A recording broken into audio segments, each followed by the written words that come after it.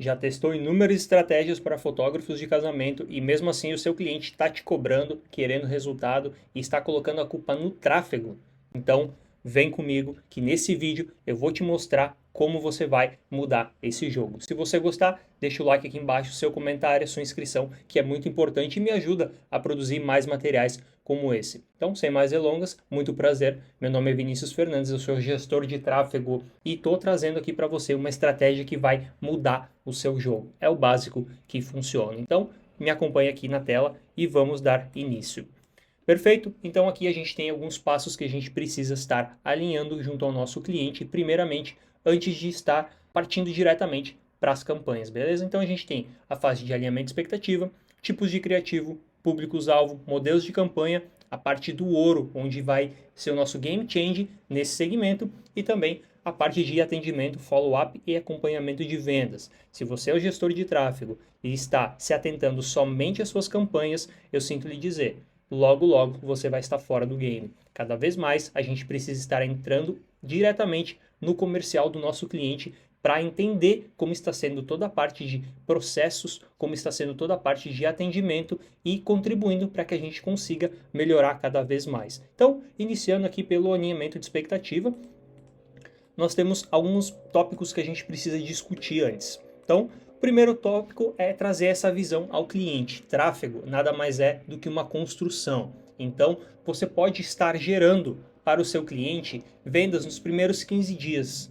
Iniciou as campanhas, no dia seguinte ele já começou a ter mensagens, ou até mesmo no mesmo dia, né? E você conseguiu fazer com que ele converta em uma venda. Porém, isso é a exceção, perdão. O normal é que demore mais tempo, ou seja, você precisa trazer a clareza para o seu cliente de que ele pode vender sim nos primeiros 15 dias ou ele pode vender lá pelo final do segundo, terceiro mês. Então isso é um elemento de expectativa muito importante que você precisa fazer pelo simples fato de que se você não trouxer essa visão ao seu cliente, vai dar um mês de campanhas e ele vai estar te cobrando, dizendo que tráfego não funciona, que não está tendo resultado e o dinheiro dele está indo para o ralo. Então isso aqui nada mais é do que algo que vai aliviar um pouco da pressão em cima de você. Se você ainda não faz isso, a partir de hoje, acabou. Comece a fazer com todos os seus clientes que entrarem na sua base. O investimento aqui que a gente sugere, né, mínimo, é mínimo mesmo, é de R$1.000. É importante que a gente não trabalhe com menos que isso, porque isso vai interferir diretamente no nosso volume de testes, né? O ideal mesmo é que a gente inicie em torno de R$1.500. A gente consegue deixar alguns conjuntos ativos, principalmente os que vão trazer mais performance mais para frente, enquanto a gente testa outros. No momento que a gente tem apenas R$1.000, é pouca verba e a gente precisa limitar o nosso volume de testes, né? Se a gente quer colocar bastante conjunto no ar, a gente precisa estar testando menos, né? E mais um ponto também, né? Que o cliente ele deve fazer a parte dele. Isso aqui é muito importante, pessoal, muito importante mesmo. A gente está falando de trabalhar com tráfego pago, porém a gente nunca, em hipótese alguma, deve descartar a parte orgânica, beleza? Porque esse conteúdo orgânico ele vai servir de suporte para quando uma pessoa receber um anúncio e visitar o perfil do seu cliente, entender do que o cliente está tratando, conhecer um pouco mais do trabalho dele e também até tirar algumas dúvidas que possam ter aí antes de entrar em contato com o próprio cliente, beleza? Então o que a gente sugere? Isso aqui a gente sugere, eu sugiro para todos os clientes que entram na minha base, que é o que? Uma produção de stories, tá? A gente traz sempre na questão de construção de planejamento para os nossos clientes, que diariamente, se possível, ele deve estar publicando stories, tá bom? Sejam stories, que tipo de stories? Trabalhando, tirando fotos, né? Obviamente, editando esse material, ou até mesmo disponibilizando na nuvem. Ó, pessoal, tô aqui entregando o trabalho do casamento ali, aí cita o nome do casal que está entregando e tudo mais. E também making off dele trabalhando, da equipe trabalhando, é sempre muito bacana para estar fazendo também. Conteúdo de feed, tá? Pelo menos uma vez por semana a gente sugere, porque o perfil ele precisa estar em constante movimento. No momento que uma pessoa que é um público ideal e ele está na dúvida de consumir ou não aquele produto, eu preciso que quando ele entre no perfil do meu cliente, ele veja um conteúdo mais atualizado. Se ele entrar lá e ver que as publicações são antigas, isso vai reduzir a autoridade dele, tá bom? destacar sempre o principal produto nas primeiras publicações. Por exemplo, a gente está tratando de fotógrafo de casamento.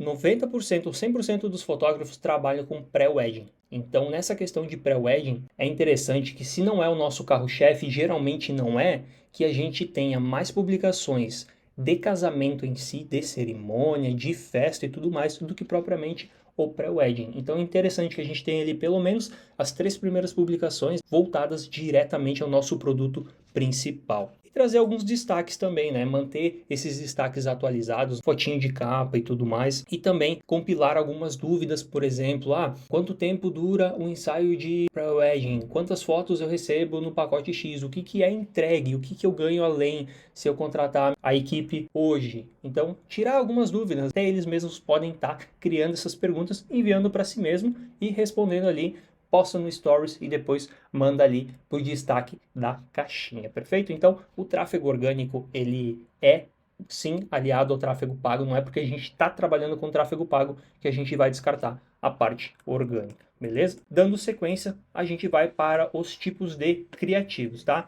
Aqui a gente tem criativos estáticos e temos criativos em vídeo. Criativos estáticos, eles devem ter foco em desejo, assim como os criativos em vídeo. E a gente tem algumas diferenças entre eles. Os elementos que devem conter dentro desses criativos estáticos, sempre focado no desejo, são destacar o ano do casamento, por exemplo, agenda 2024, 2025, 2026 aberta, uma comunicação voltada à noiva diretamente, porque ela vai ser o nosso público-alvo, um desejo por imagens perfeitas, você noiva que vai casar em 2025 e deseja fotos incríveis do seu grande dia, clica aqui embaixo, a gente tem pacotes perfeitos para o seu grande dia. Então são esse tipo de comunicação que a gente deve estar utilizando. A segmentação por valor, ela depende muito do fotógrafo. Tem fotógrafos que não gostam de trabalhar valor nos seus criativos e tá tudo bem. Quando a gente trabalha valor nos criativos, fica mais fácil de a gente conseguir segmentar o nosso público, porque quem não vai ter o poder aquisitivo, por mais que a gente faça alguns filtros durante a campanha,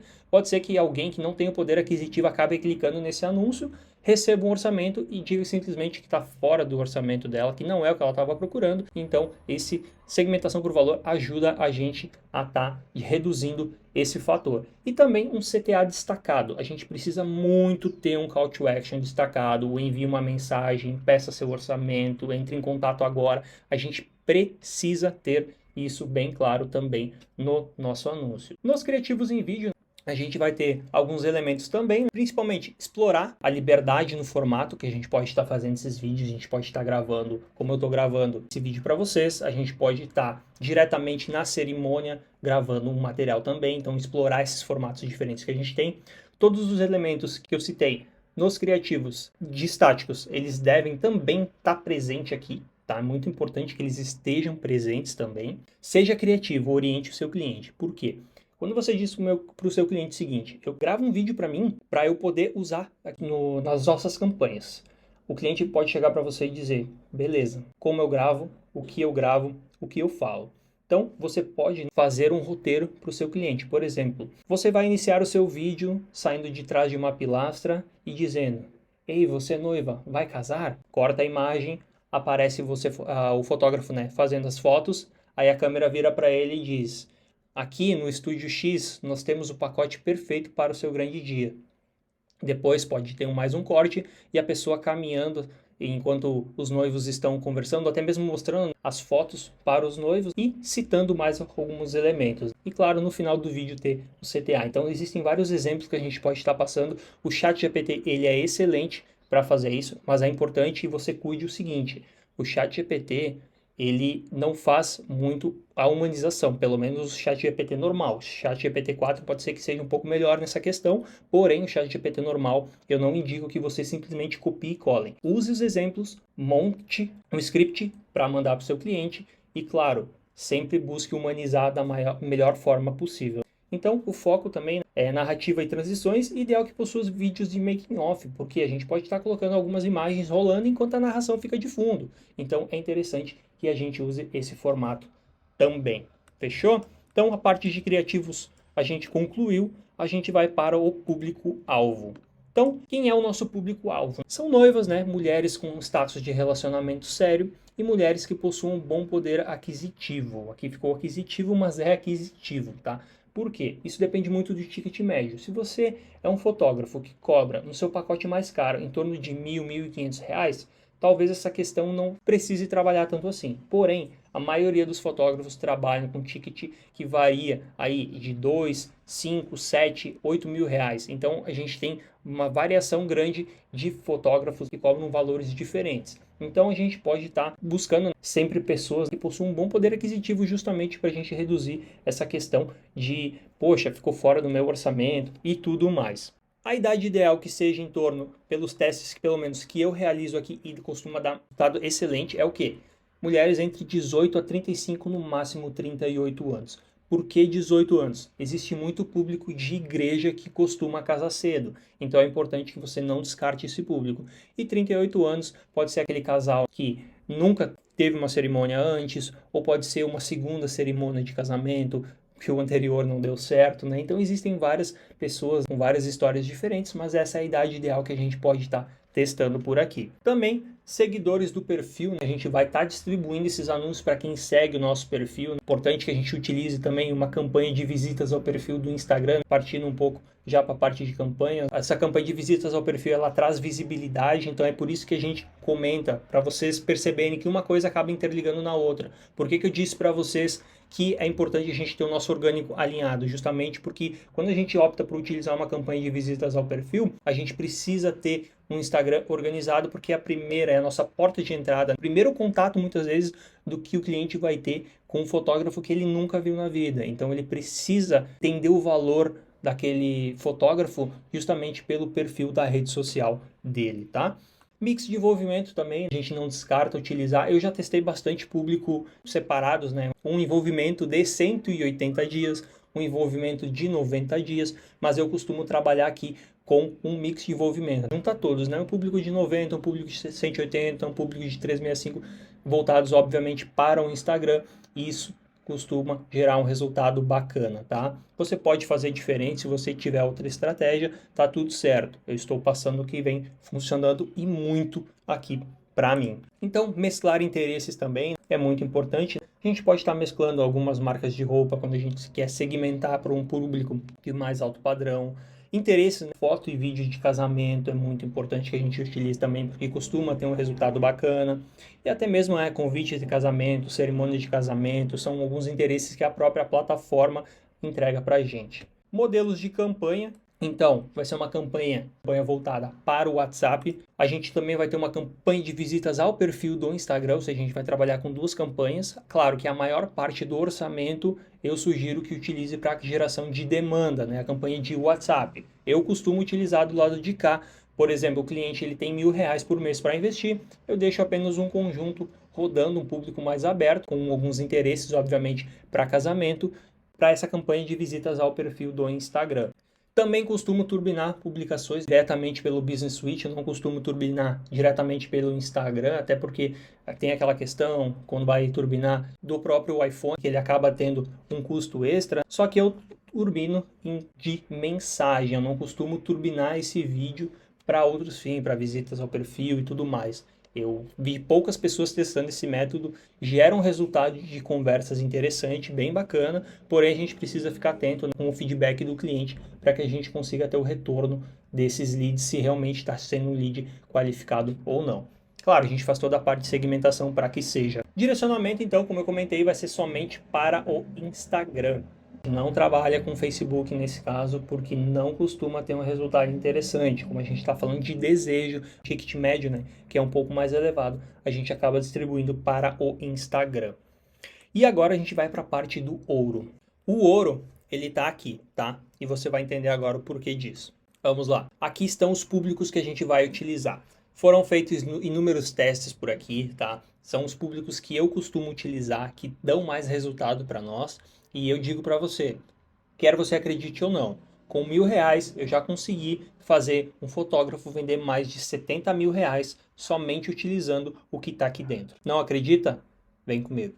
O primeiro público que a gente vai estar utilizando vai ser um público de mix de envolvimento, tá? É aquele público que eu comentei para você. Ele costuma ter um resultado bem interessante, mas não é geralmente o que traz maior retorno para nós, tá? Ele é um público que ele serve para você movimentar, né, todas as pessoas, fazer uma espécie de remarketing, né, para todo mundo que teve esse envolvimento, mas ele não costuma gerar um volume grande de leads assim. Por que que eu utilizo mesmo assim? Porque justamente pode sair algumas vendas desse público porque ele gera demanda. O público 2 a gente vai estar distribuindo para os seguidores, são todos públicos criados na aba de públicos, então a gente também distribui para esses seguidores. Um público 3, aqui vocês podem ver que eu deixei 18 a 38, né, como eu comentei. Noivaram recentemente, noivo, noivado, então são todos os interesses que a gente testa. Esse aqui é um dos públicos tops para a gente testar nesse segmento.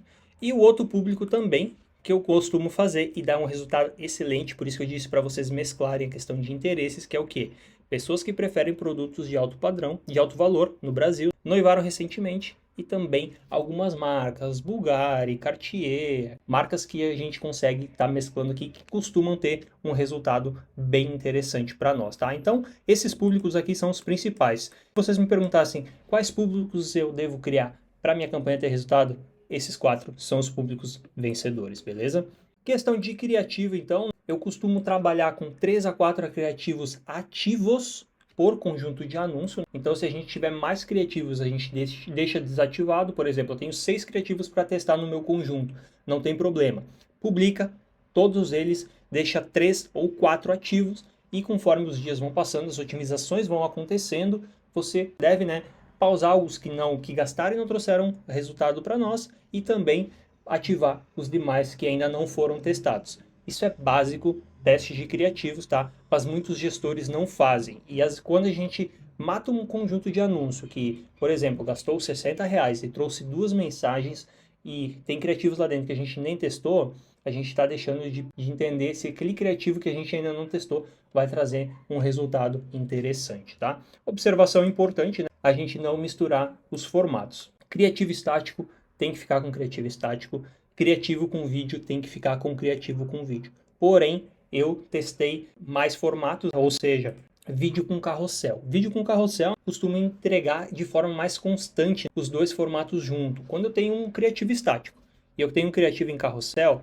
ele vai entregar os dois, mais ou menos parecido. Quando eu tenho um criativo estático e um criativo em vídeo, a plataforma sempre vai dar preferência para entregar o vídeo primeiro. Então, às vezes, acaba nem gastando no criativo estático. Quando a gente tem vídeo e carrossel, eles costumam entregar, se não da mesma forma, muito próximo da mesma forma, como se fosse o mesmo formato, né? Já testei por aqui em diversos segmentos e sempre tive um resultado bem interessante. E por fim, detalhes. Prestem atenção nos detalhes, não deixem os detalhes passar. Tem muito gestor que sobe uma campanha e diz que está tudo certo, você bate o olho na campanha e a campanha não está legal. A campanha está faltando um monte de detalhes, seja nomenclatura, seja detalhes de saudação, todos os detalhes aqui importam, tá? Otimização de texto por pessoa. Eu costumo deixar desativado, não costumo deixar ativado por um simples motivo. Às vezes a gente deixa aquela questão de otimização que a própria plataforma sugere para nós, e aí fica aquela tarja, ele comprime a imagem, tem uma das otimizações que ele comprime a imagem e coloca uma tarja lá, e o seu título fica naquela tarja. Alguns fotógrafos não gostam de ver o seu anúncio nesse formato. Eu costumo trabalhar com todos desativados. Personalizar a saudação, né? É importante que a gente deixe uma saudação, pode ser 2 frases, que nem está no exemplo aqui. Olá, diga como podemos ajudar você. E ó, olá, pode me enviar mais informações sobre os pacotes? E a pergunta 2, você possui outros pacotes de casamento além dos que estão disponíveis? Se eu não me engano foi isso que está escrito ali, tá? Mas são só alguns exemplos, porque a terceira opção vai ser de enviar mensagem livre. Então sempre personalize a sua saudação, não seja preguiçoso. Personalize a sua saudação, tá? E pode usar os mesmos criativos em todos os conjuntos também. Não é necessário testar criativos diferentes em públicos diferentes. Senão a gente vai estar fazendo 2 coisas quando a gente deveria estar fazendo uma. Se eu tenho, como eu comentei, né? Se eu tenho 5 criativos, eu vou subir os 5, vou deixar 3 ativados e vou deixar 2 em stand-by. Se eu tiver 6 criativos, eu deixo 4 ativados e deixo mais o restante em stand-by, tá? É o que eu costumo fazer e costumo ter resultado. Então, eu subi os mesmos no mix de envolvimento. Eu subi esses 5 criativos. Grupo de interesse de noivas, no conjunto de noivos, eu vou subir os mesmos 5 criativos, tá? Porque eu preciso testar para ver se eles vão funcionar. Nada me impede depois que eu identifiquei os públicos que mais trouxeram mensagem para nós, os criativos que mais trouxeram, de testar outros, tá? Isso aqui basicamente é o ouro da nossa campanha. Só que a gente tem mais um detalhe aqui que muito gestor peca, tá? Por quê? Eu comentei no início do vídeo que a gente precisa estar cada vez mais presente no processo comercial do nosso cliente. Tráfego por tráfego, ele não funciona mais se o cliente não tiver um bom atendimento do outro lado. Porque gerar demanda é muito fácil. Qualquer pessoa pode vir aqui e subir uma campanha, vai gerar demanda. Só que se a gente não se atualiza nessa questão de entender como o cliente está atendendo, de talvez sugerir alguma mudança que ele pode estar fazendo e até mesmo acompanhar as vendas e o formato dele, o fluxo de caixa até mesmo do cliente, ele pode estar demitindo a gente. Não é o objetivo, não é o que a gente quer, tá? Então, a gente precisa entender algumas coisas. Primeiro, elo em corrente, tá?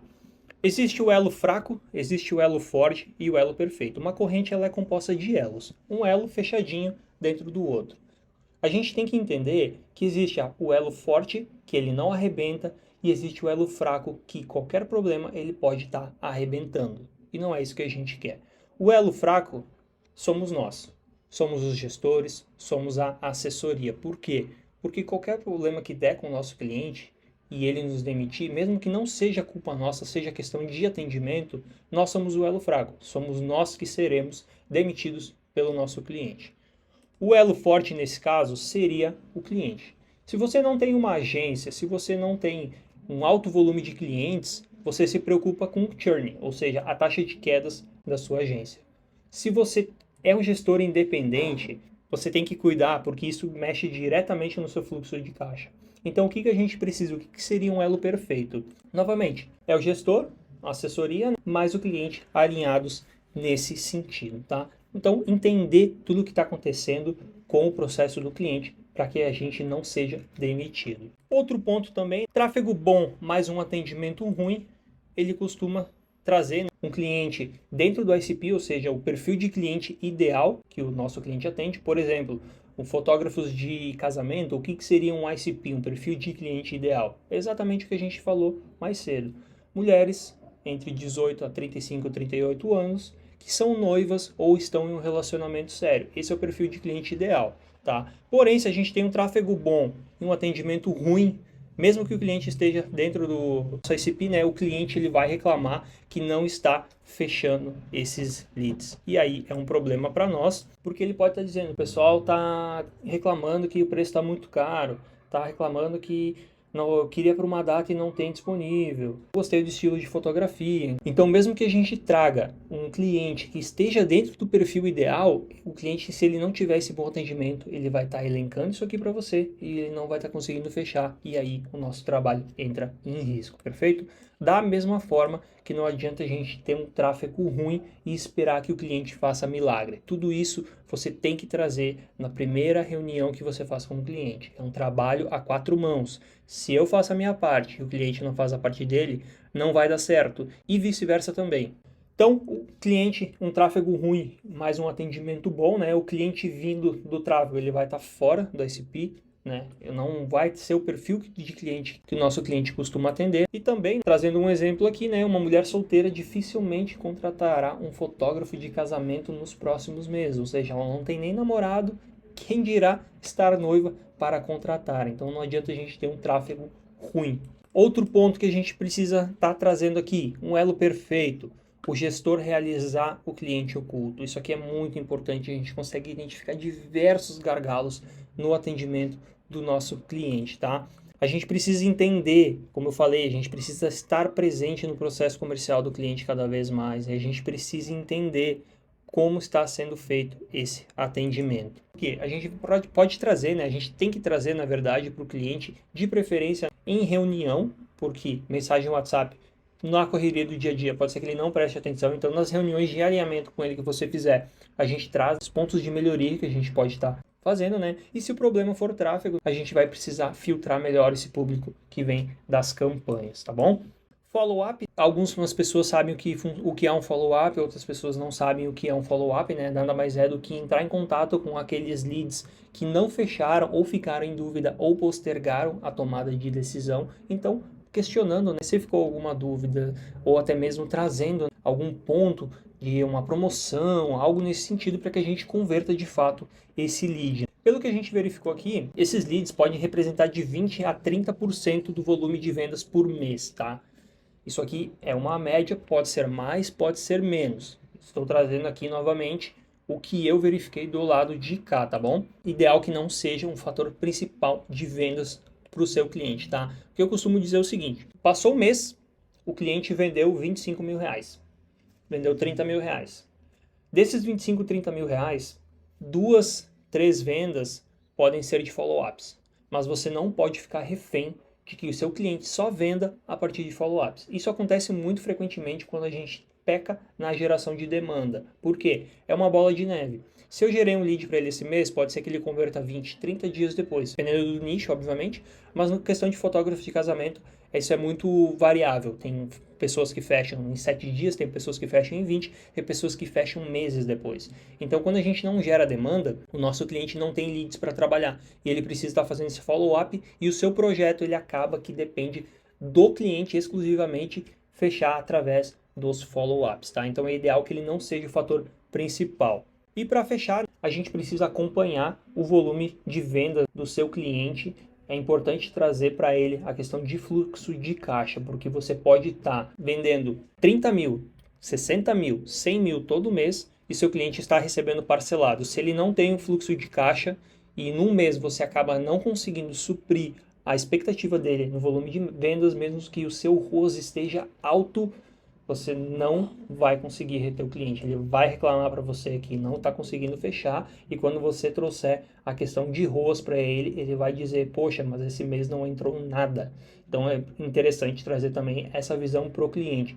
Nem todo mundo paga à vista, muitos pagam parcelado, então ele precisa ter essa previsibilidade para fazer a sua organização. Acreditem, acontece muito de gestor sendo demitido porque o cliente não tem fluxo de caixa também. E o que não pode ser mensurado não pode ser melhorado. Então a gente precisa estar mensurando tudo isso, fazendo esse acompanhamento mais de perto, como eu falei, estando presente no comercial do cliente, não fazendo a parte, obviamente, de atendimento dos leads que chegam, porque parte dele fazer, é trabalho dele fazer, mas é importante que a gente mensure esses números, porque eu preciso entender. Se no mês eu gerei 100 leads para o meu cliente e ele fechou 10, eu tenho que saber que se eu gerar 200, ele vai fechar pelo menos 20. Então, isso que eu preciso trazer.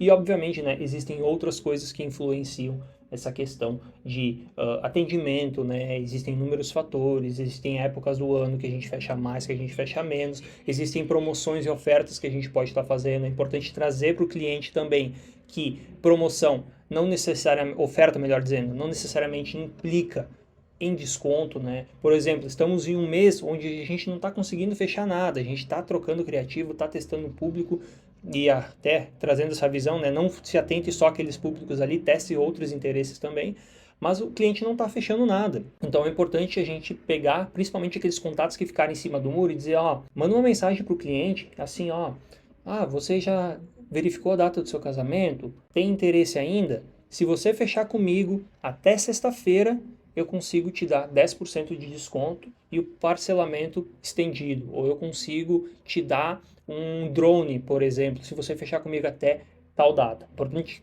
nessas questões de oferta que a gente faz offline, mais no WhatsApp mesmo, a gente não costuma anunciar isso, o cliente tem a data. Por quê? Porque ele precisa apertar o lead para que ele tome a decisão. Ele precisa dar aquele empurrãozinho para o lead tomar a decisão. Perfeito? Então, esses aqui foram os pontos que com certeza você vai ter muito resultado se fizer da forma que eu estou passando para você. Agora eu perdi o mapa mental aqui, mas não tem problema. Então aqui está o mapa mental para vocês. Pode ver que o básico ainda assim é bastante coisa para fazer. Isso que a gente nem entrou em questões de funil, de qualificação, de aquecimento de público, de definir público morno, quente e assim por diante. Então aqui é só o básico, mas que com o básico, sim, ele funciona, você vai conseguir ter muito resultado. Então, se você gostou, deixe seu like aqui embaixo, compartilhe esse vídeo com aquele seu colega que está tendo problemas com fotógrafos de casamento e também vai me incentivar, né, a produzir mais conteúdo. Se ficou alguma dúvida, deixa aqui embaixo que eu vou te responder com a maior brevidade possível, tá? Se gostou, me segue nas redes sociais, meu Instagram vai estar aqui embaixo na descrição para acompanhar mais conteúdos como esse. Então, até mais!